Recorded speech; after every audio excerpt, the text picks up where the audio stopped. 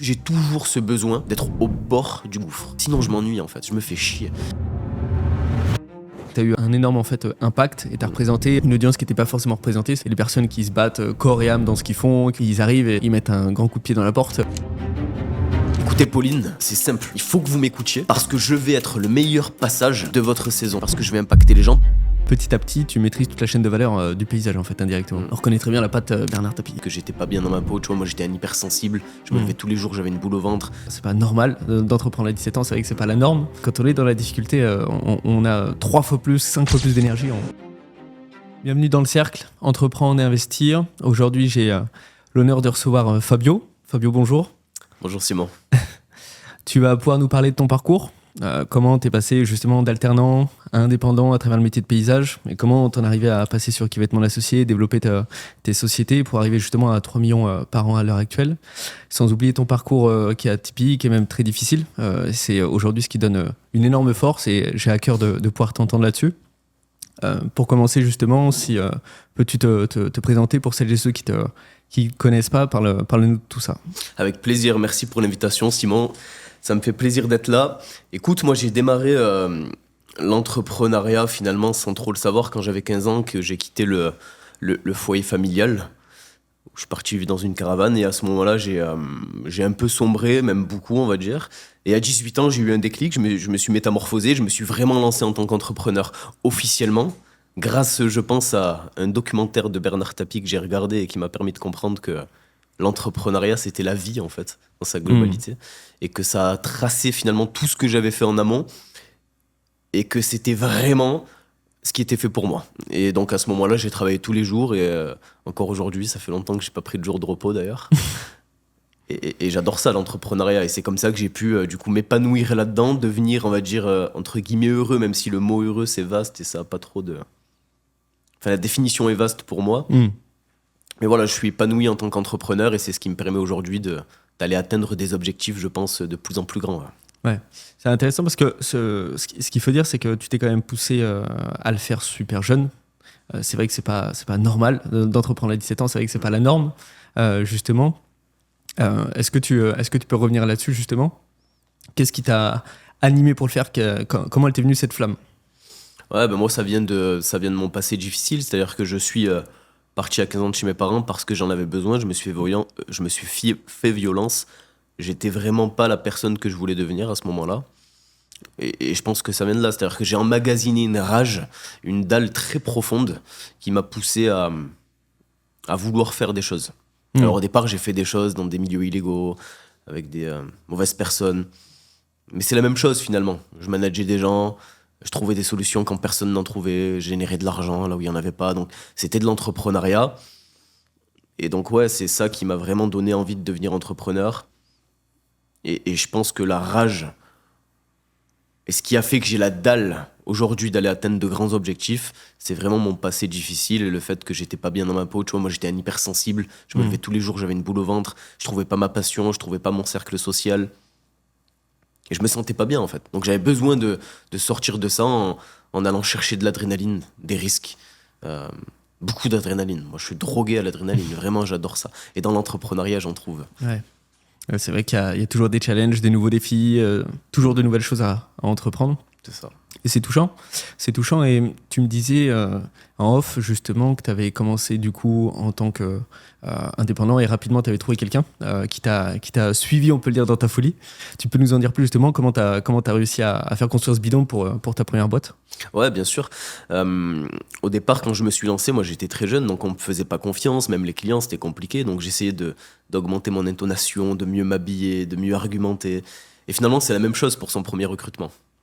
Pour la première personne qui nous rejoint, il faut aller lui donner envie de nous faire confiance. Et moi, celle qui m'a rejoint, finalement, c'était une personne qui était plus jeune que moi, moins forte que moi, qui avait jamais travaillé dans un monde manuel comme le mien, donc le paysage, qui avait pas de compétences, pas de diplôme dans ce secteur-là. Donc finalement, sur le papier, j'avais pas du tout envie de la recruter, cette personne. Mais elle me faisait confiance, contrairement aux autres. Malgré le fait que j'avais pas de camion, que j'avais pas d'outils, que j'avais pas d'argent, tu vois, rien qui donnait envie. Et il m'a fait confiance, il est même allé à l'encontre de l'avis de ses parents, il a quitté l'école et il m'a rejoint. Et ça, c'est mon premier recrutement, et c'est à ce moment-là qu'on est passé du coup à 2 personnes, et que j'étais plus tout seul dans mon business. Ouais. C'est C'est beau. Et vous avez réussi du coup à avoir quel résultat en combien de temps à peu près en termes de chiffre d'affaires par exemple pour On a situer fait, quand il m'a rejoint, c'était en 2021, milieu d'année, dans mes souvenirs. Et on a fait 150 000 euros de chiffre d'affaires à deux pour un résultat net de 70 000 euros. Ah ouais. Ah ouais. C'est... Donc ouais, ça commence à fonctionner. Ouais. Parce qu'en fait, on n'avait pratiquement pas de dépenses. Je crois qu'à l'époque, j'avais un scooter. Au bout de quelques mois, quand il m'a rejoint, on a tellement travaillé que j'ai pu m'acheter un petit camion. Mais on avait que ça, quoi. Et avec ça, on arrivait à générer du chiffre, à aller chercher des clients. Moi, je m'occupais plus de la partie commerciale. Lui, plus opérationnel, terrain, production. Avec moi aussi, parce que je faisais les deux. Et c'est ce qui nous a permis d'avancer. Ouais. Ouais. Et tu parles souvent aussi d'une anecdote où tu t'étais retrouvé justement sur le compte pro à moins 15 000 et qu'il fallait trouver justement de la trésor en 24 heures. Tu peux nous en reparler? Moi, j'avoue qu'elle m'a fasciné, j'avoue. Ouais, bien sûr. Ça m'est arrivé plein de fois en vrai. Mais il y en a une fois où c'était vraiment chaud parce que. Mais c'était un peu après. Je crois qu'à ce moment-là, si je me trompe pas, j'avais 4 ou 5 employés. C'était un peu plus tard, quelques mois après. Et je devais payer ces salariés. Je crois 2-3 jours après. Et j'étais à moins 15 000 ou moins 20 000 sur le compte. Et j'ai dû me débrouiller. J'ai passé des nuits à travailler, tu vois, à définir un argumentaire pour le lendemain aller démarcher des hôtels, des restaurants, des clients particuliers, même pour aller signer des devis rapidement et avoir un acompte en 2 jours. Et j'y suis arrivé. Je sais plus exactement qui c'était, si c'était un restaurant ou un particulier, mais je suis allé démarcher tous les villages autour de moi avec un magazine et des flyers que j'avais créés. Et je suis allé les voir, etc. J'ai essayé de les ferrer rapidement, leur faire un devis super rapidement. Donc le soir, je rentrais, je faisais le devis. Et le lendemain, j'ai eu la compte, tu vois. Et c'est comme ça que je me suis débrouillé à plusieurs reprises. Ça m'arrivait plein de fois. Parce que j'ai toujours ce besoin d'être au bord du gouffre. Vraiment. Toujours. Sinon, je m'ennuie, en fait. Je me fais chier. C'est-à-dire que moi, si j'étais pas des fois à moins 15 000 et j'avais 3 jours pour me démerder à les trouver, mais en fait, c'est trop facile. J'ai besoin de ce risque-là. Ça me plaît, en fait. C'était presque maîtrisé et calculé. C'est ça qui est fou, hein, mais ça m'arrive encore aujourd'hui. Hein. Ouais. Des fois, je réinvestis tout mon oseille dans un nouveau projet, alors que je sais que j'ai pas les moyens de le faire. Et je le fais, je sais que je me débrouillerai à côté pour aller chercher de l'argent et régler finalement ce que j'ai pas pu régler parce que j'ai investi dans ce nouveau projet. Ça me permet de donner beaucoup d'adrénaline et de me faire vivre. Ouais, c'est exactement ce que j'allais dire. Tu parlais d'adrénaline tout à l'heure et on le retrouve directement là-dedans parce que t'as pas peur de te mettre en danger. Et on le dit souvent que un entrepreneur, il sait qu'aujourd'hui, il peut mettre tapis et repartir, rebondir, refaire quelque chose qu'il a déjà su faire par le passé. Bien sûr, et ça nous permet à nous de nous prouver qu'on en est encore capable. Ouais, parce qu'au début, on n'a pas d'oseille, on est obligé de mettre tout ce que l'on a, d'aller chercher de l'argent parce qu'on n'a rien. Ben, quand on commence à en avoir, ben moi j'ai envie de revivre ce que j'ai vécu dans le passé. Parce que finalement, dans l'entrepreneuriat, moi, qu'est-ce que j'aime le plus? C'est le démarrage. C'est quand il n'y a rien, c'est la construction. Moi, quand c'est construit, que ça fonctionne, ça me plaît pas en réalité. Je laisse mes équipes faire ça, structurer, machin, faire évoluer. Moi, ce qui me plaît, c'est créer des nouveaux projets. C'est pour ça que j'en crée plein, tu vois. Encore l'événement, le truc, des trucs que j'ai jamais fait, c'est des nouveaux projets pour moi. Donc, il n'y a pas de réflexion, c'est je passe à l'action. En passant à l'action dans la pratique, j'apprends. Je me débrouille, on perd de l'argent, on en gagne, c'est pas grave. Il y a de l'adrénaline, c'est ça le plus important. Ouais. Ça rebondit. Et je pense aussi, il y a quelque chose qu'on retrouve chez beaucoup d'entrepreneurs. Et c'est vrai que c'est quand on est à court ou qu'on est à sec qu'on a une dalle. Et c'est incroyable. Quand on est dans la difficulté, on a 3 fois plus, 5 fois plus d'énergie, on se rend pas compte. Comme les artistes. Il y a des artistes qui se poussent à être à 2 doigts de la mort. J'avais entendu une histoire d'un mec qui se laissait couler dans une piscine. Et au moment où il était à 2 doigts de tomber dans les pommes, parce qu'il pouvait plus respirer, bah c'était là où il avait toute sa créativité. Et il se mettait à 1 millimètre de la mort pour être créatif. Bah finalement, c'est un peu pareil pour un entrepreneur. Quand on est au bord du gouffre, qu'on n'a plus d'argent, qu'on n'a plus de solutions, bah c'est finalement là où on trouve les meilleures solutions. Effectivement. Et justement, pour parler de solutions, tu avais du coup un plafond de verre, toi, quand tu es arrivé en binôme, justement, mais ça ne te suffisait pas. On le ressent, tu as de l'énergie débordante, tu veux toujours aller plus loin. Comment t'en es venu, du coup, à développer maintenant FC Paysage, et aujourd'hui, Coupage Jardin? Ouais. Alors, au départ, tout seul, je commençais à faire de l'argent, mais pareil, je m'épuise. Comme tous les entrepreneurs du paysage, j'en parlais récemment, 70% des entrepreneurs, souvent indépendants, sont au bord du burn-out et de l'épuisement, de la dépression, parce que c'est compliqué, on fait tout seul. Ouais. Donc à ce moment-là, moi, je comprends qu'il faut que je délègue, que je recrute, parce que je regarde ça dans des vidéos, tu vois. Moi, je connais rien d'entrepreneuriat. C'est-à-dire que tous les jours, je regarde une vidéo, j'entends un truc, je vois qu'un mec a réussi à recruter, déléguer, que c'est comme ça que, ok, ben, je vais faire la même chose, en fait. Tu vois, c'est Aussi simple que ça. Je vois un truc, ben je le fais. Il n'y a pas vraiment de réflexion. Je suis pas quelqu'un de très intelligent, moi, finalement. Juste, j'applique, j'exécute, je suis discipliné et ça fonctionne. Donc, je recrute une personne, je lui fais confiance, on se fait une promesse, c'est parce qu'on veut se prouver à nous-mêmes et aux autres qu'on peut y arriver. Et donc, je vois qu'on travaille à fond, que le mec, il est autant acharné que moi, autant impliqué que moi, et je vois que ça fonctionne. Donc, je me dis, OK, maintenant, il m'en faut 2, il m'en faut 3, il m'en faut 4, il m'en faut 5, il m'en faut 6. Et c'est comme ça que je recrute au fur et à mesure du monde. Et plus je recrute, plus je m'améliore, plus je fédère, plus je recrute des gens qui, du coup, cette fois-ci, sont vraiment meilleurs que moi dès le départ, ben, ça va beaucoup plus vite. Ouais. Donc, c'est ce qui s'est passé. Et avec Coupa Jardin, je crois qu'on est allé jusqu'à 10-12 personnes. Et après, c'est là où vraiment ça m'a pas suffi, ça allait pas assez vite. Et j'ai lancé Coming Gaia et le reste des projets que j'ai, un peu d'immobilier, restauration, ce genre de choses. Ouais. Et justement, pour en venir à Coming Gaia, comment elle s'est faite la transition? Comment ça t'est venu, cette envie de le développer? Donc, et si tu peux parler Coming Gaia pour justement celles et ceux qui connaissent pas forcément. Ouais, bien sûr. Alors du coup, quand j'ai lancé Coupa Jardin, comme je te dis, on est arrivé à 10 personnes. À ce moment-là, je me suis rendu compte de deux grosses problématiques. La première, c'est les particuliers qui ne parviennent pas à trouver des entrepreneurs du paysage de qualité, fiables, en qui ils peuvent avoir confiance. Quand ils venaient me voir, mais vraiment 80% de mes clients me disaient « Fabio, c'est une chance énorme pour nous de te rencontrer parce qu'enfin, on a quelqu'un sur qui on peut avoir confiance, sur qui on peut compter. » Donc moi, quand je vois ça, je me dis « Oula, il y a un problème quand même. » Premier point. Deuxième point, c'est moi, en tant que professionnel du paysage. Moi, je suis pas entrepreneur, j'ai pas d'entrepreneur autour de moi. À ce moment-là, je suis en train de le devenir, en tout cas. Et j'ai du mal à trouver les outils digitaux qui me permettent de gérer mon entreprise facilement, intuitivement. Je dois prendre une application pour le crédit d'impôt d'un côté, je dois prendre une application pour faire des devis et factures d'un autre côté, je dois prendre une appli pour suivre mes clients d'un autre côté. Et c'est super compliqué, il m'en faut plusieurs abonnements, ça me coûte cher, je comprends rien, j'ai du mal. Et c'est là où je me dis que je dois créer quelque chose, mais c'est pas venu vraiment comme ça. Le premier point, c'est d'abord mon ambition, mon insatiabilité qui débordait. C'est-à-dire que ça me suffisait pas, je voulais rayonner partout en France, je voulais avoir un impact énorme. Moi, je veux laisser une trace. C'est ça qui m'intéresse avec le business. C'est pas forcément l'argent. Hein. L'argent, il est important, parce que c'est l'argent qui permet de faire de grandes choses. Mais moi, c'est d'avoir un impact, c'est laisser une trace. Et partout en France, voire à l'international, mais à ce moment-là, c'était national. Et comment je peux faire pour avoir un impact national immédiat et finalement régler ces deux problématiques? Ben, c'est là où j'entends parler de la technologie, les startups, le fait d'être scalable. Une entreprise scalable, c'est quoi une entreprise scalable? C'est une entreprise qui est capable de faire beaucoup de chiffre d'affaires, beaucoup de rentabilité, de manière exponentielle, sans être dépendante des ressources humaines ou des ressources matérielles. Et quand je comprends ça, je dis waouh, c'est magnifique, ça existe. Et là, je pense à Coming Gaia, du coup, une application. Donc on passe par la technologie. Ouais. C'est comme ça que j'ai voulu faire ça. Alors que j'ai aucune appétence là-dedans, je n'y connais rien. C'est juste que, encore une fois, comme le recrutement dont je te parlais tout à l'heure, je vois que ça fonctionne et je vois que des gens en parlent. Ben là, je vois des gens parler de scalabilité, de technologie, ben je fonce là-dedans. Ouais. Intéressant. Et ce qui est super smart, moi je trouve, dans le mouvement, c'est qu'en fait, petit à petit, tu maîtrises toute la chaîne de valeur du paysage, en fait, indirectement. On reconnaît très bien la patte Bernard Tapie. Pour l'occasion, j'affectionne aussi. On le reconnaît très bien.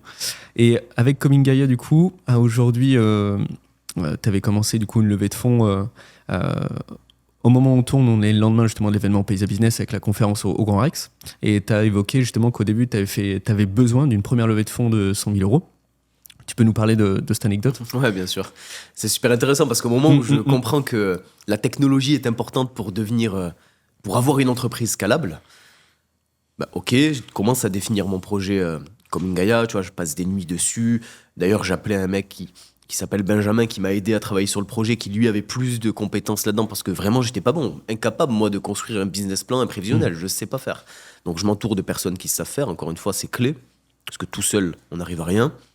Et je définis le projet. Et là, je me rends compte qu'il me faut 100 000 euros pour le déployer, mais les banques ne m'accompagnent pas, personne ne me fait confiance à ce moment-là. Et j'entends parler, encore une fois, je sais plus, un livre, un truc sur la presse ou dans les médias, de levée de fonds. Et là, je vois des Américains lever 1 million, 10 millions, 100 millions d'euros. Je vois des films, des séries, des trucs où je vois des gens lever des milliards d'euros même. Je dis, putain, c'est incroyable. Et ce que je me dis, c'est que ces mecs-là ont 2 bras, 2 jambes, tout comme moi. Et que si eux ont réussi à lever autant d'argent, pourquoi moi, je ne parviendrais pas à lever 100 000 euros? 100 000 euros, c'est rien au final. Alors que pour moi, à l'époque, c'est énorme. Moi, 100 000 euros sur mon compte, je suis riche. Ça y est, j'ai changé de vie, tu vois. Alors que c'est rien, 100 000 euros. Moi, pour moi, 100 000 euros, ça se dilue en 1 ou 2 secondes, quoi. Et donc, c'est comme ça que je comprends qu'il faut que je lève des fonds, mais je comprends surtout que je peux lever des fonds auprès de personnes physiques, du coup. Pas d'institutions, pas de banque, des personnes physiques. Je trouve ça exceptionnel. Donc, je vais voir mes clients, un par un, plusieurs clients. Il y en a qui me prêtent 10 000 euros, 20 000 euros, tu vois, ça fonctionne. Il y en a qui se foutent de ma gueule et qui veulent même pas me prêter 1 euro et j'essuie des échecs. Mais c'est pas grave, moi, je continue à croire en moi. Tant pis pour ceux qui croient pas en moi. Et ça, c'est important. Il faut croire en soi dans ce genre de choses. Pour qu'une personne investisse de l'argent en toi, si t'as pas pleine confiance et que tu lui montres pas et que tu lui dis pas, bah, jamais il investira. Donc ça fonctionne, j'ai 3-4 personnes et j'arrive à un montant de 40 000 euros. Mais je veux pas plusieurs personnes à mon bord, je veux pas des gens qui vont me faire chier, qui connaissent pas mon business, qui comprennent rien. Et je pense à un multimillionnaire qui est père d'un ami à moi, qui a vu tout mon parcours, qui du coup m'a vu dans la déchéance, dans l'autodestruction. Donc je pensais que ça allait me porter préjudice, qui m'a vu très jeune aussi. Et je sais que lui, 100 000 euros, il pourra les déployer tout seul. Et donc, je le rencontre, je l'invite 20 minutes dans mon bureau tout poussiéreux de l'époque, qui lui aussi m'aide pas à être crédible. Mais j'ai la chance d'avoir conscience de qui je suis, un peu ce que j'ai expliqué lors de la conférence hier, le travail d'introspection nécessaire à tout humain. Se connaître, c'est super important, ses qualités, ses défauts. Et moi, je sais que dans un rendez-vous comme ça, faut pas que j'apprenne un truc par cœur, faut que j'y aille au feeling total, en impro total. Par contre, faut que je me conditionne. Faut que je roule 2 heures. J'étais en Kangoo à l'époque, je prends mon Kangoo, je pars rouler pendant 2 heures, sans GPS, rien. Vraiment, c'est important. Tu vois, tellement je me connais, je sais les moindres détails. Faut pas qu'il y ait de GPS, faut que je parte sans réfléchir n'importe où, dans n'importe quelle route, avec du rap à fond dans la voiture. Et là, je suis dans une zone de flow. C'est-à-dire que là, mon cerveau fuse, ça part dans tous les sens. Je trouve des arguments, tout se construit. Et je fais ça pendant 2 heures, j'arrive au rendez-vous, je défonce le rendez-vous. Mais je défonce le rendez-vous. Je sors une énergie de malade, ambition folle, je lui montre ma vision, tout est clair pour lui, je lui fais comprendre qu'il va gagner énormément d'argent avec moi et qu'il ne peut même pas imaginer un jour en gagner autant. Et je le fais tellement bien qu'il le comprend tout de suite, à l'américaine un peu.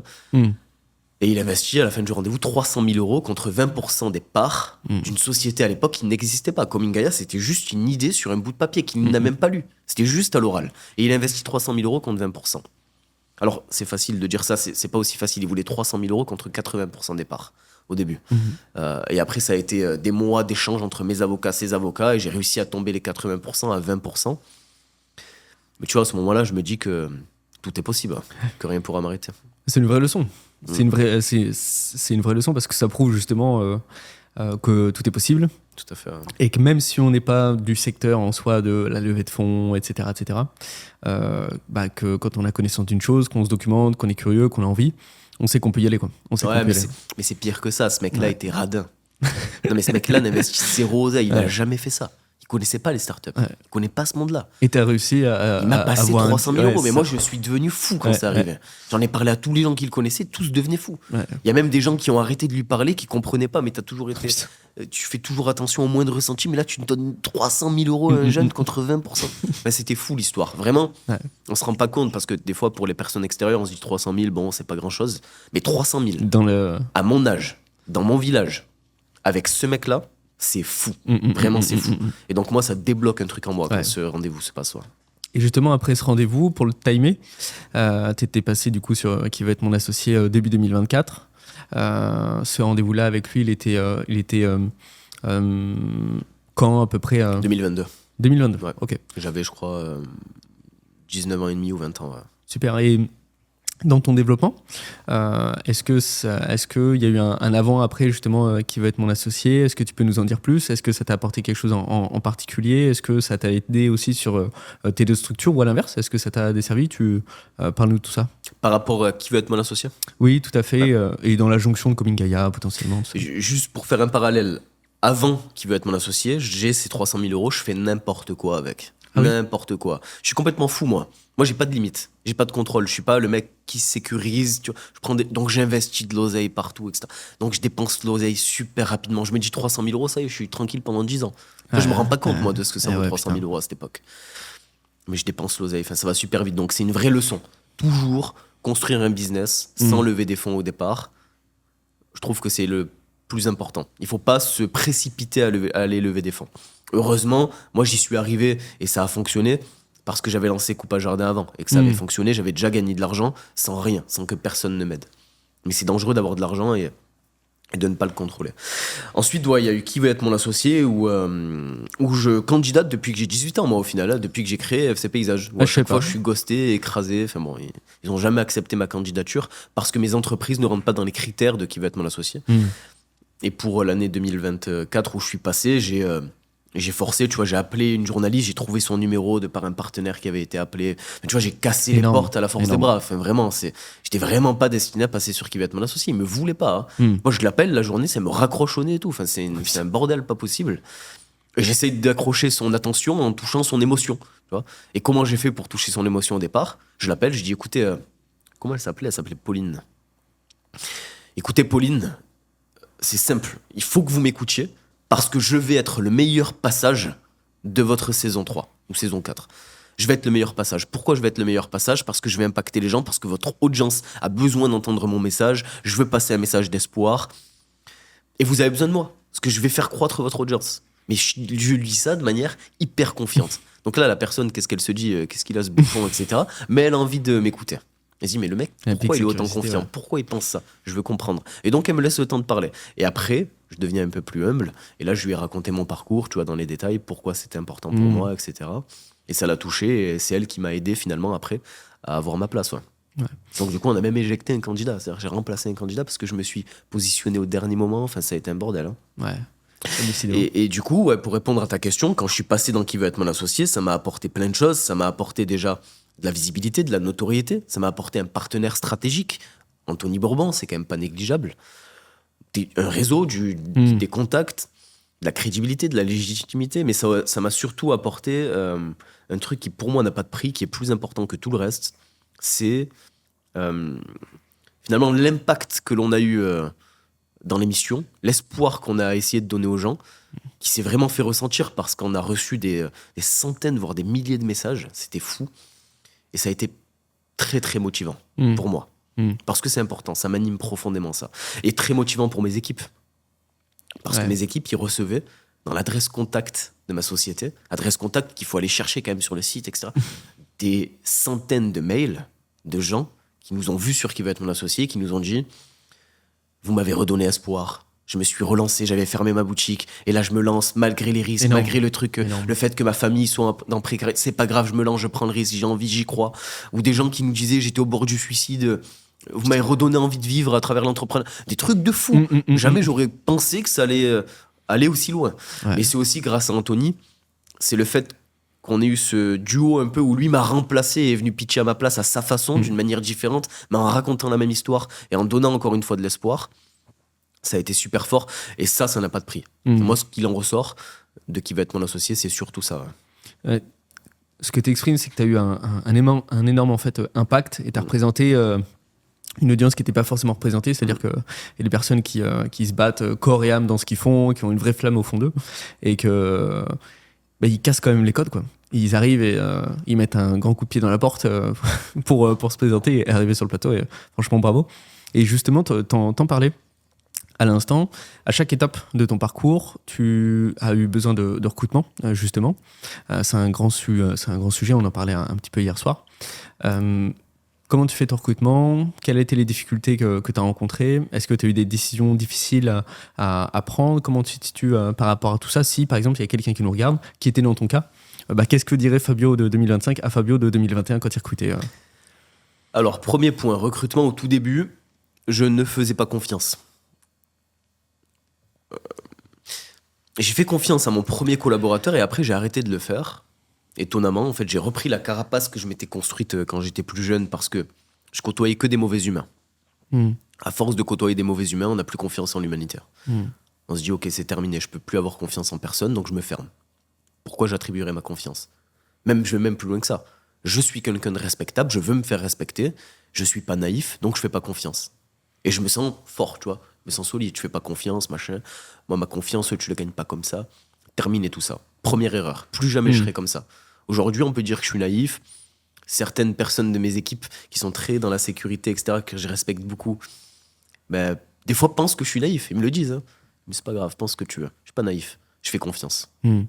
Parce que le don de confiance te permet d'aller chercher des humains et une fiabilité auprès de ces humains qui la respectent, qui est sans commune mesure si tu ne fais pas confiance. Quand tu fais confiance à une personne dans un recrutement, les ratios sont moches, hein. Vraiment ils sont laids, c'est les miens. Hein. Sur 10 personnes, 8 vont te trahir. 8 vont souiller ta confiance. Plus ou moins, hein. Souiller ta confiance, c'est un manque d'implication. C'est pas forcément un vol, c'est pas forcément des trucs de fou. Pour moi, tu me manques de respect, tu souilles ma confiance, la confiance que je t'ai accordée, juste si t'es pas impliqué. Si t'arrives en retard une fois, tu vois, pour moi, c'est ça. Hein. Donc 8 sur 10 vont souiller ma confiance, vont me trahir, vont me manquer de respect. Tant pis, eux, je coupe. Tu dégages de ma société, je veux plus entendre parler de toi, sors de là, proprement. Putain, je dois me sécuriser ma famille, le truc. Moi, je pense pas à ça, j'en ai rien à foutre. Vaut mieux avoir un lion avec une armée de moutons plutôt qu'un mouton à la tête d'une armée de lions. Si je fais une connerie, que j'investis tout mon oseille dans un truc complètement fou et que je le perds, si ça m'arrive, c'est une aubaine. En fait, c'est pas de la vulnérabilité, au contraire, parce que tu sais que t'es sur tes appuis et qu'il a, à l'inverse, lui, tout à perdre justement de te trahir. J'ai fait 25 licenciements. Là. J'ai eu des gens qui ont pleuré, j'ai eu des gens qui ont essayé de me persuader de rester, mais par tous les moyens et qui ont été très forts. Hein. Le coup d'opportunité de conserver une mauvaise personne versus les deux autres personnes qui attendent à la porte pour le même poste et de bosser avec toi, quoi.